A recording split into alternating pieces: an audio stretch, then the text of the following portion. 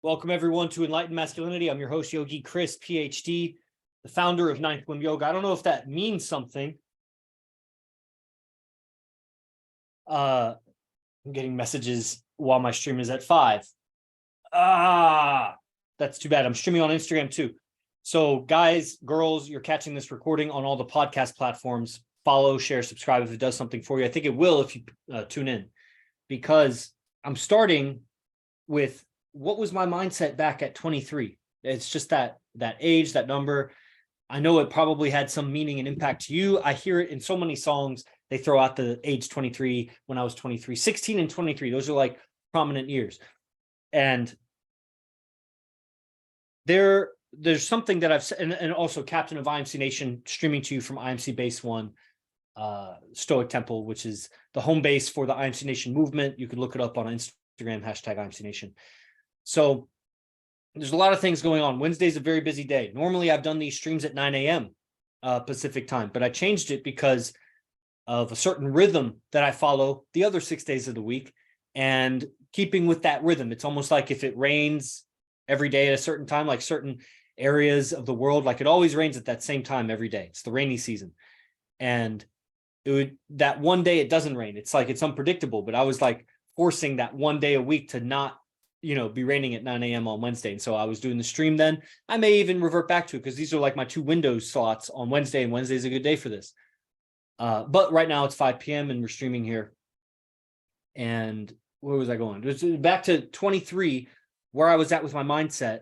And I see one of the biggest, probably the biggest, it wasn't so much a moment. I don't know if there was a particular moment, but it's like a group of moments, a time period where I realized something. And the only other one that would be similar would be when I started smoking weed, which was like at 19 or something.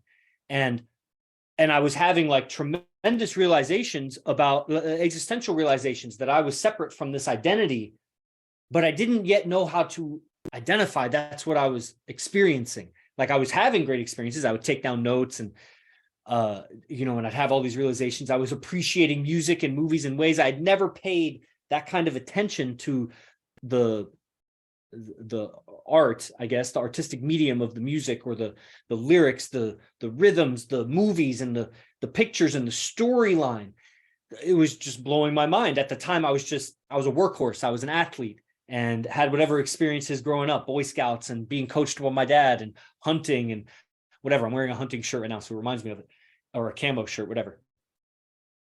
And then 23, like I was taking more and more responsibility for my life later. This is the moment, the biggest kind of realization or period of my life was when I woke up. And I'm still doing this. It's still happening. But it went from 0 to 10%. And then it started climbing gradually to like 11%, 12%. But that initial big leap of not knowing my mind at all as a separate thing from me. Like I said, I experienced it when I started smoking weed, whatever. If psychedelic, I don't think psychedelics gave me that sense of separation. It was the weed. The psychedelics gave a great kaleidoscope of things or all kinds of euphoria and intense experiences, but it almost entangled me and enmeshed me more with my mind because I was lacking the understanding, philosophy, spiritual wisdom, whatever, to know that I'm not that. I was just going along for the roller coaster ride. But for some reason, the beginning parts of weed, and it happened a few times because I would detox heavily, for months, wrestling, cutting weight, very clean, go back to smoking weed. And it was great weed. And I would have these realizations. Hold on, I need to change up my stream here. Oh, somebody had joined. And I need to do something where I pin the video when somebody's on.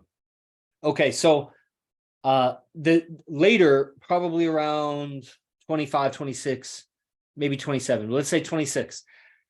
And I started, and really up until, like I said, it keeps happening, but probably that period from 26 to 29, really, I started waking up to my mind that my thoughts, my perceptions, my beliefs, how I'm habitually thinking about things, habitually speaking, the habits, that's even more general, my habits that make up me, who I am, my habits of what I wear, my habits of how I groom myself or how I hygiene myself, my habits of how I wake up, how I eat, how I communicate, of course, and what I think about, what I pursue for pleasure and purpose and gratification, and how I criticize myself, how I get on myself or not, like to what level and how I do that. Like it's habits. You have habits. You're not originating, or original responses to life. You are mostly a composite of habits with, the physical body,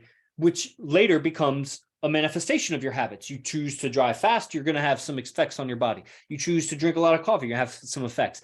Your choices will become manifest in your body. You choose to sit at a computer or hold bad posture a lot, and it's going to affect your skeleton. It's going to affect your muscle development, and reverse flow, it's going to affect your thinking, and that's going to affect your posture again. And it gets into this feedback. And that's the point of habits. If you have bad habits, it feeds back negative feedback. If you have good habits, it feeds back positive feedback. So that fuels your life. We all have mixtures of some good habits and bad habits, or I mix them up, good habits, bad habits. And, that's the personal development journey, is removing those bad habits, destructive habits, and replacing them. You can't just remove and leave a vacuum. You replace it with good habits. And good, it may be relative. There is definitely an ethical good and bad, but what's good for you in your life, that's going to be so contextual. Like, do you quit school and get the job, or do you I don't know how the saying goes, just tough it out and finish school because it's going to give you some advantage. Like, there's some decision, what's good for you. And you is not a static you. It's not the history of you. You're creating it. And so let you be guided by your vision, where you want to go. And so what's good becomes what's good for your vision.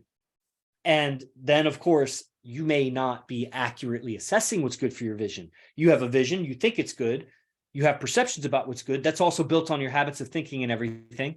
But this is where, like, a teacher or a senior, someone that can lead the way, that they are closer to the example of what you want in life. And if you trust them, if they've earned your trust, whatever, they have the ability to guide you more efficiently towards that vision, instead of you just trying to figure it out. If someone else has figured it out, you'll get further, faster, longer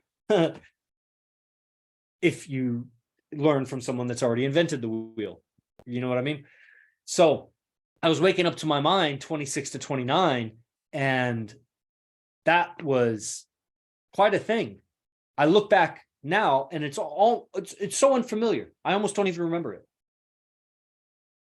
But when I was thinking about doing this stream, and I'm thinking, I could give current innovations of what I do.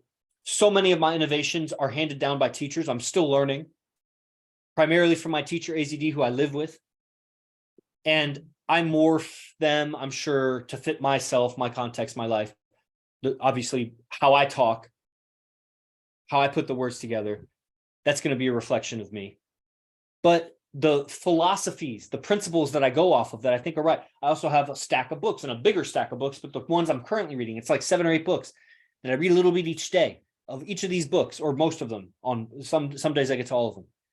And it pushes me forward. And I think you should know about the technology that I'm studying. Technology of the mind, the philosophy. If you see me massaging my wrist, it was jujitsu today. And so I'm just like decompressing it. And waking up to my mind as being separate from me and realizing it deeply, experiencing it.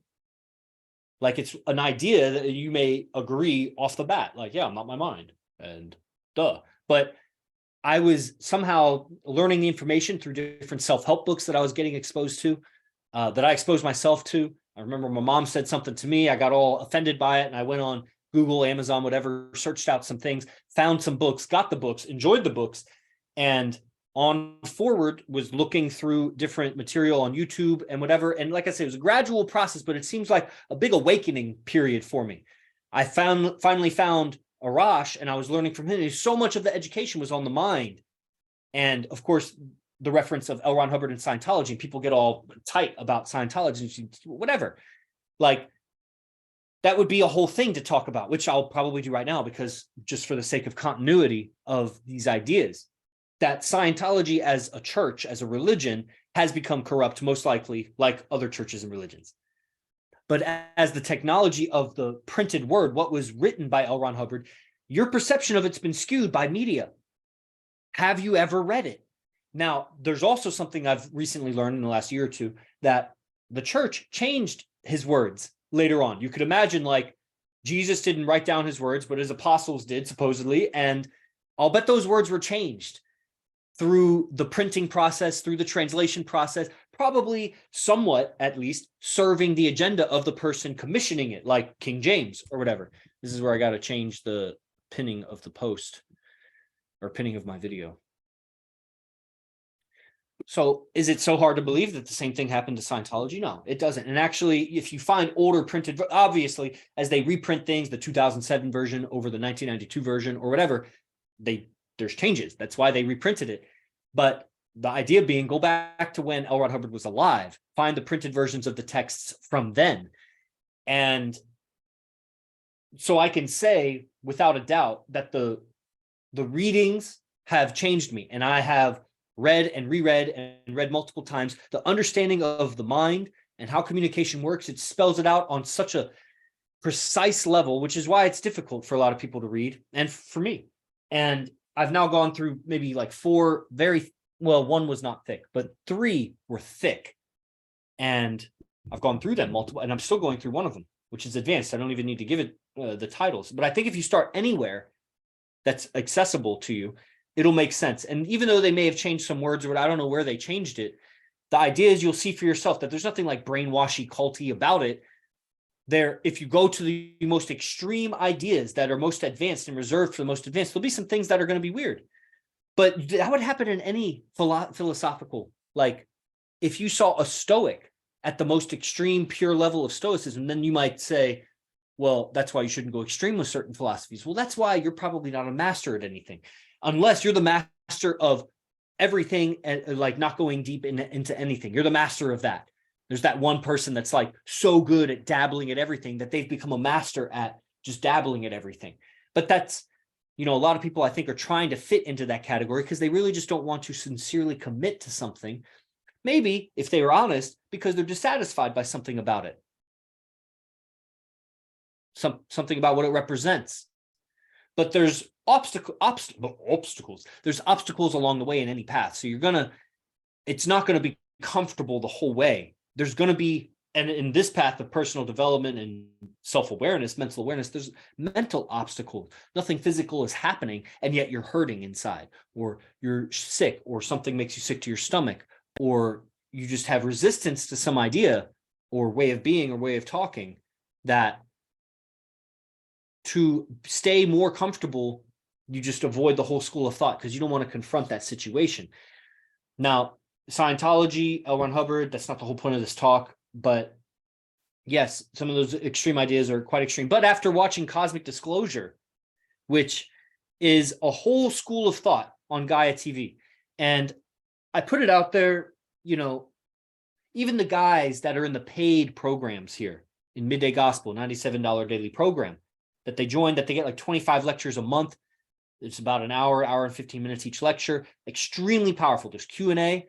Oh, man. And there's just so much advanced mindset. It's just all there. The personality and the beingness of alpha behavior that organizes the women around you, which is actually something I was going to get to, but I don't know if I'll have time today.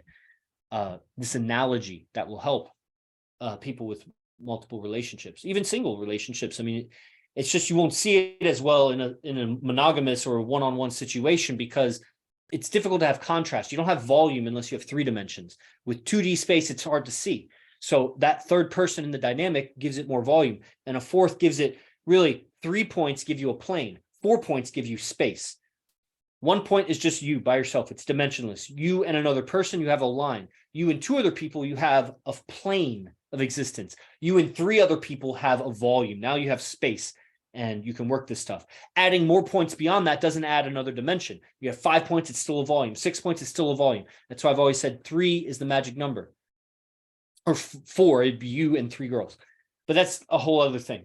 And that was actually pretty cool how I just came up with that, or drew that parallel from literally from geometry class to evolutionary psychology and relationships. So the girl, what was I saying? Realizing the mind, L. Ron Hubbard, and then I was saying something else.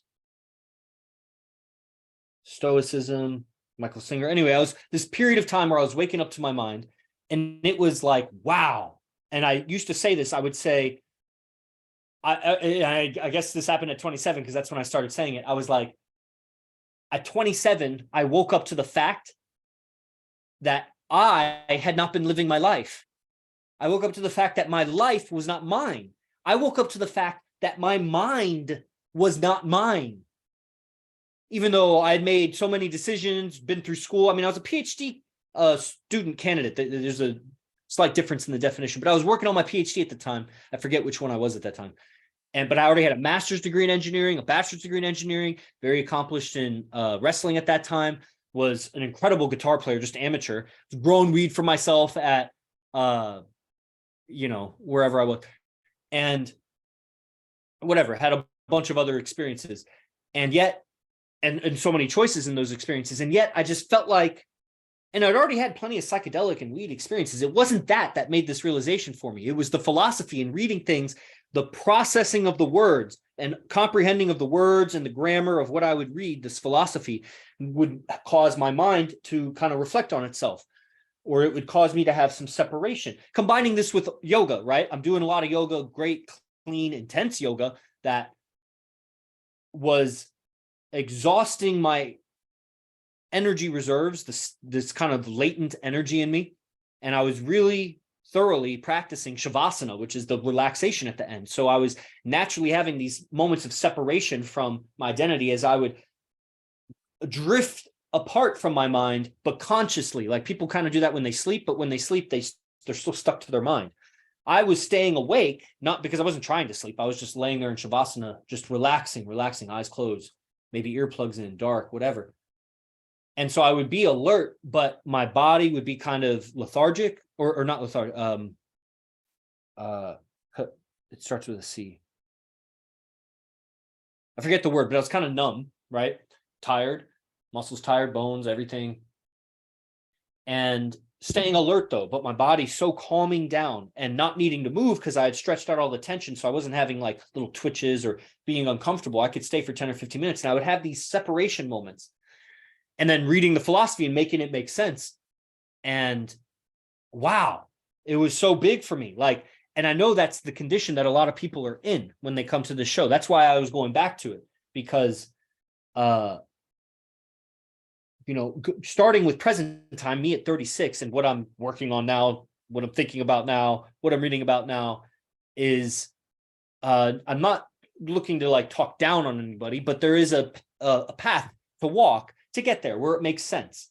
I can't just be talking about I can talk about maybe some of the great effects, like, look, I built a bridge because this new physics I have mastered, or I built a rocket ship based on this theoretical physics. See the magic? Instead of teaching the theoretical physics, just show the product. The product is me and my delivery, my artistry in the delivery, how well you receive it. Like, you judge the character here, you judge if it's, that's the product. But I'm telling you on the information, the information of this show that you could go and improve your life. I'm giving you where it kind of started for me. Obviously, it started at conception, then it started at birth, and then it started at when I became a wrestler. Like, there's moments of starting, but at around 27, then I was really waking up to the fact that my mind was not mine, that I had a bunch of patterns and habits, and I was just steamrolling along. It was just the momentum of the decisions. I was riding along with my mind. My mind was making the decisions for me in my life, and I was just along for the ride.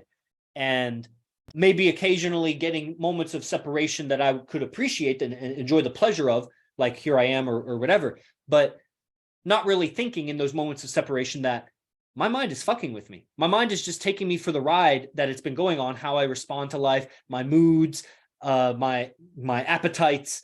And at some point I'm gaining this realization that I have some control over this.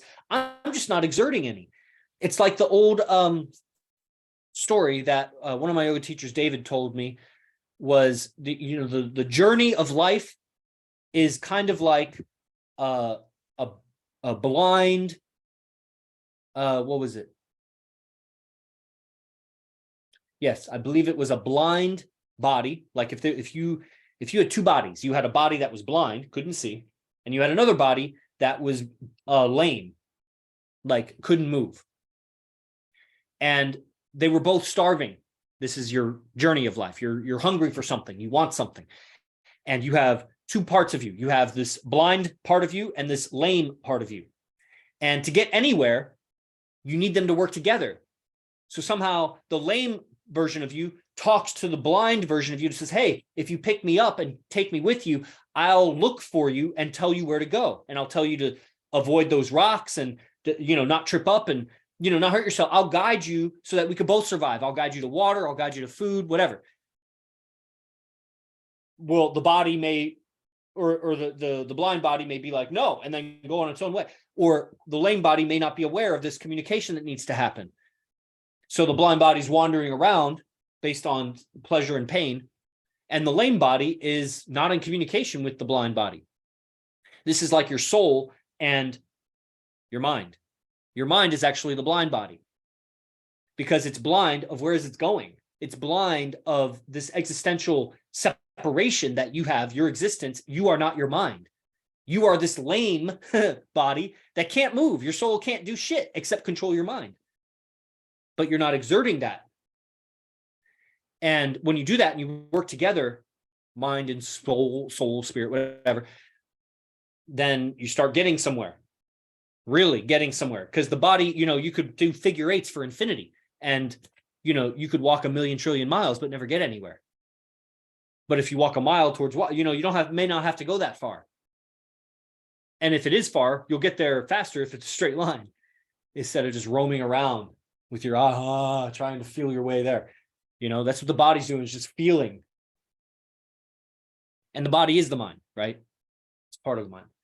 So waking up to my mind, this separation, and then onwards, obviously the importance of yoga, the importance of being able to relax and separate from the mind so that you can see it. Different meditation processes. Like I said, I keep chipping away at it. I don't know what percentage. I give an arbitrary percentage, like 10%, 11% self-aware or whatever. I'm getting more and more aware, and new levels bring new devils. So as you get more comfortable and able to handle life at whatever level you're at, your occupation, your level of relationships, how intense it is with your parents and family, or maybe you've cut them off or whatever, with relationships, with friends, clients, all that stuff.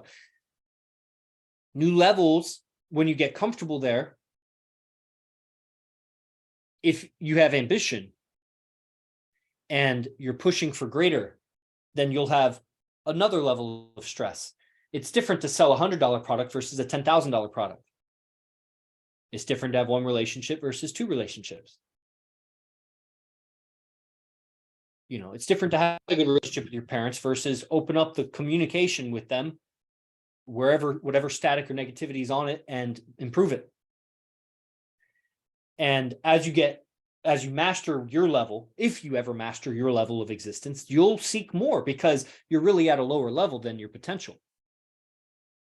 But it's not as easy as it appears. Life, it's amazing. The habits that we have, how they've situated us in our positions in life, and climbing up through that. All of media tells us how easy it is. Social media tells us how easy it is. All the success stories make it seem like it's so easy. It appears, it's an appearance, like it appears so easy. Maybe there's some people that, had a quantum leap super fast like that. But I think the spiritual contentment with where you're at, if you're surviving, and if you're not surviving, there's still many masters, and I'm not expecting those people to be masters. And if you're not surviving, I'm not expecting you to be watching the show either. But if you knew somebody like that, it's possible to experience contentment in their situation. It's easy for me to say from my position, I got money in the bank, I got food in my belly, I'm doing well. But I'm also telling you from my sight backwards in time from 27, 23, whatever, moving on up, that stressing about your condition doesn't make it move more. There is an element of anger, which I once learned from a yin yoga teacher. He was describing the root chakra and how this embodied also anger. And he said, anger isn't a bad thing. Like we think violence is bad, and yeah, but initiating force on people, yeah. But anger is, and this is just how I described it. I'm not saying it's the right way, but it's a way of thinking about it that I have used, that it's helped me, is that anger is when you're dissatisfied with the condition and the energy that makes you change it, right? So there, be aware of angry communication, passive aggressiveness, violence. Like, that's not what I'm saying, but a dissatisfaction with the situation and that impulse and energy to change it. He was described, especially with regard to your survival conditions. When you're thinking about job or really everything, like your relationship is a survival decision, because that's going to be a big decision for your survival. And, anger, that energy that will help you change that situation. And yeah, you need some awareness of what's in your control, not in your control. It's not in your control how the other person behaves. It is in your control what you say to them to try to influence them. You know what I mean? And that's where the channeling of the anger, it's not angry communication that you want to do that, because that's animal, that's base, and that, survival of the angriest kind of thing. You want your philosophy, your ideas to transfer to help the person or change them or whatever. So moving forward, yoga,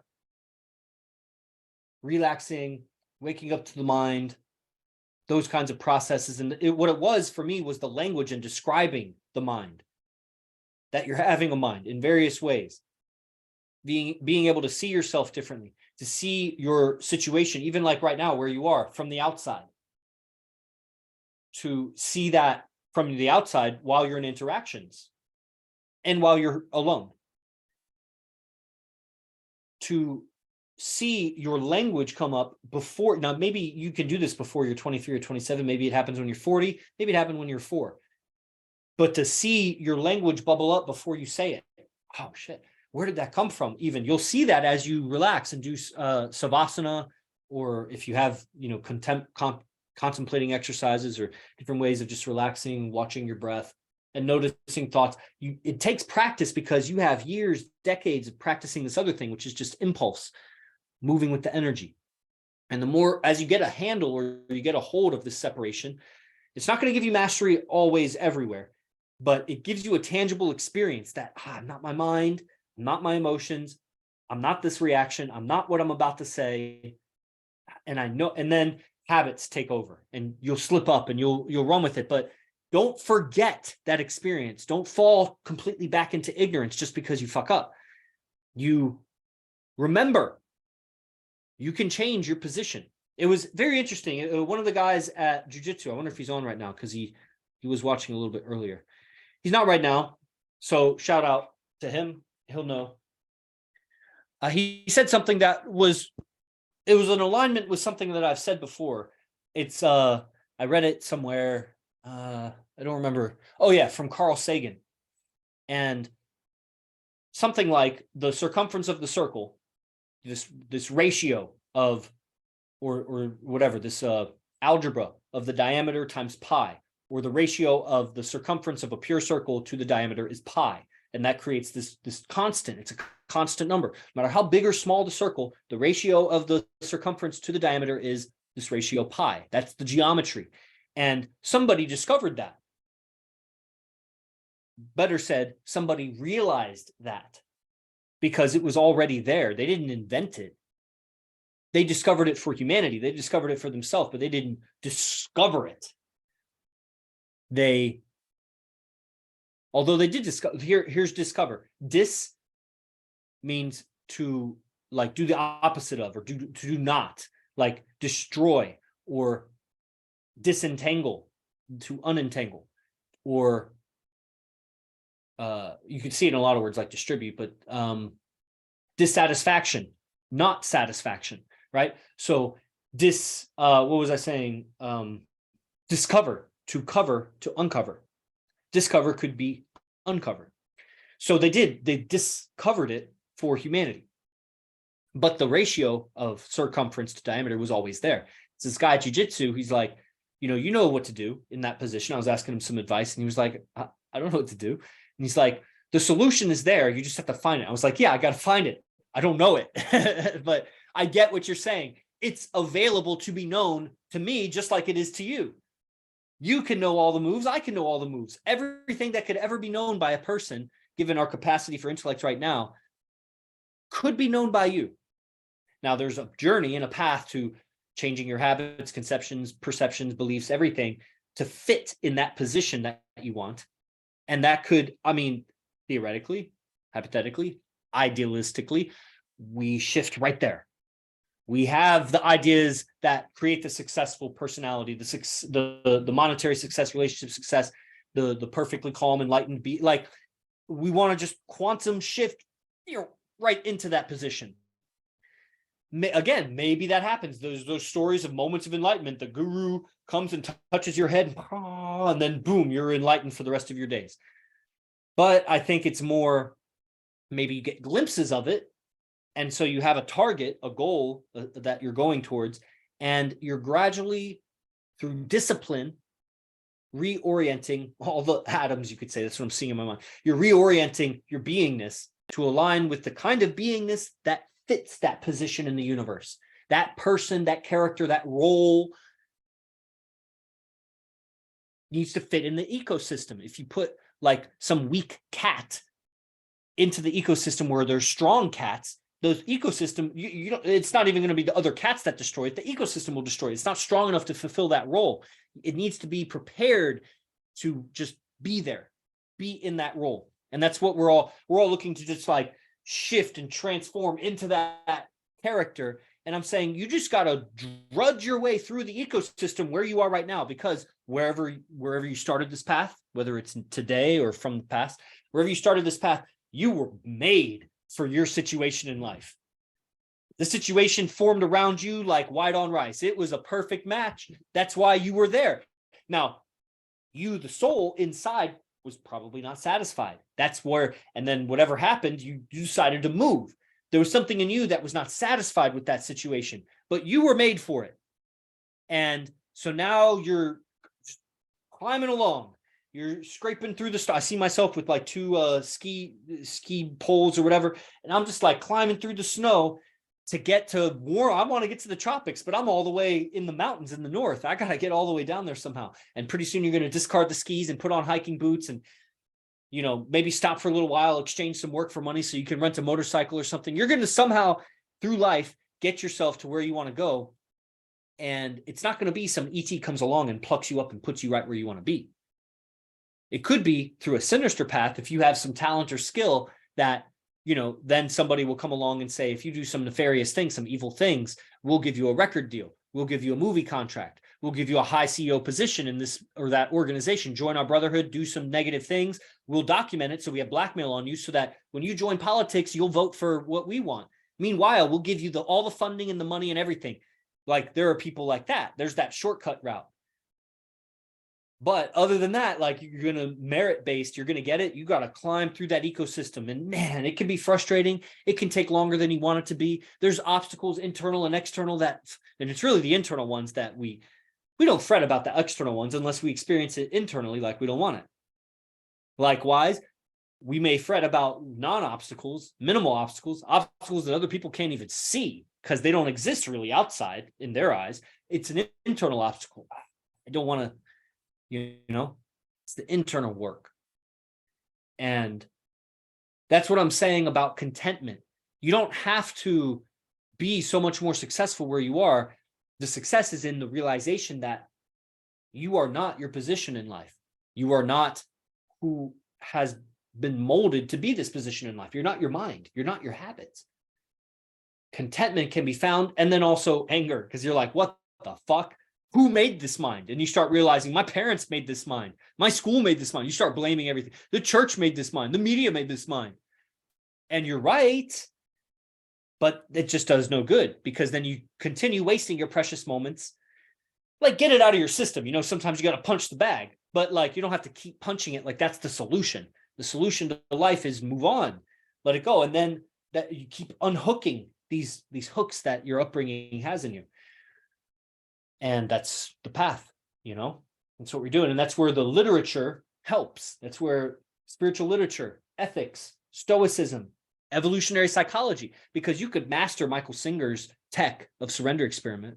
You could master Maharishi's tech of transcendental meditation and all of the techs everywhere. But if you don't have an understanding of male-female dynamics, that core ingredient, like if life was made of primary colors and one color was relationship, sexual, your sex, basically, that whole thing, everything dealing with that. And of course, it's all related, but we're just arbitrarily separating. Another one is survival. Yeah, making money, but really survival. How do you get your food? How do you get your shelter?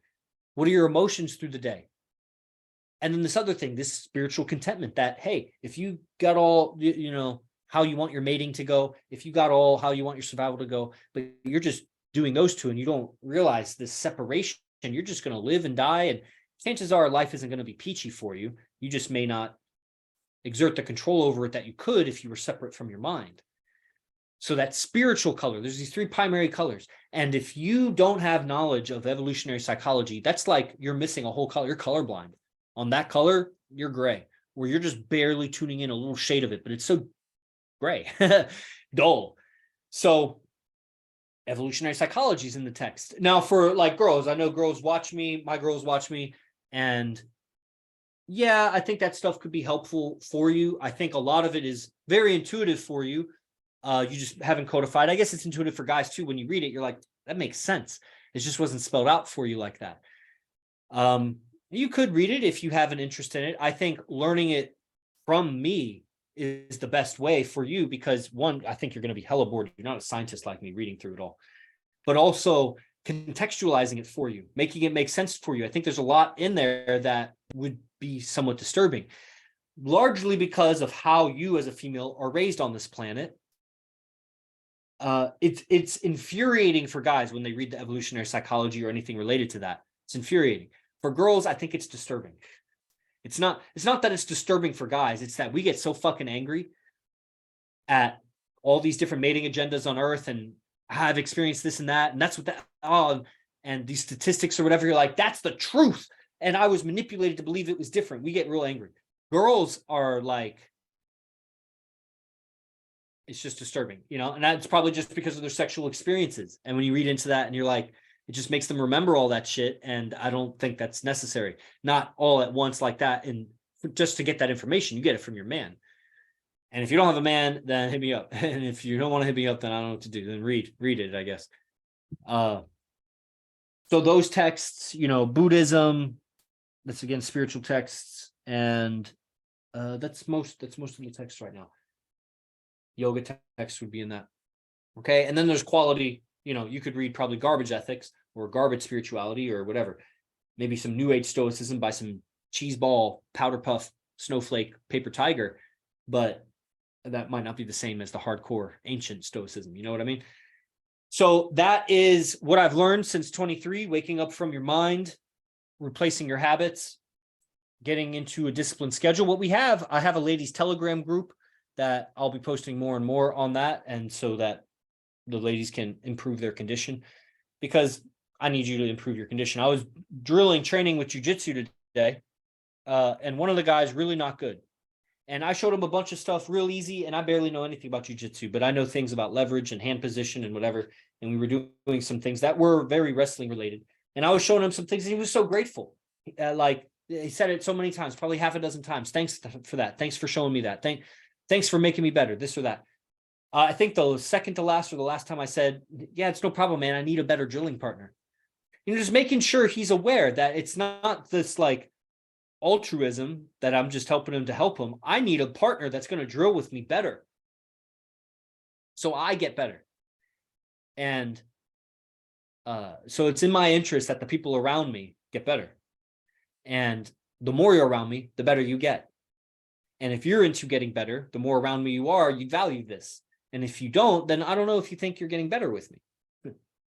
And if you are, then just recognize that. And there's a final point I was going to say. The literature. The disciplines. I'd given the ladies group. The guys, we have Midday Gospel. We have the IMC Nation Telegram group.